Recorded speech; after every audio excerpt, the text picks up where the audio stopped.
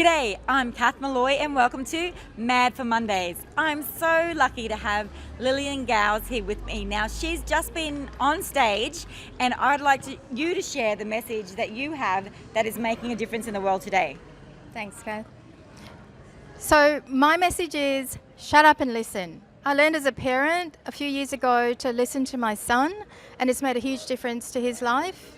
He came out to us as a gay young person, and after years of being stressed and distressed, we really needed to shut up and listen. And after that, it's made a huge difference to our life.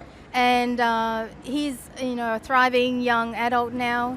And I've come to Speakers Institute to learn how to give that message to all the parents out there who need to shut up and listen, because listening makes your heart grow stronger.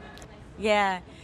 So if you really want to make a difference today, tomorrow, this week, I think this is an important message. We're always wanting our teenagers to listen to us, but the message is to shut up and listen to them.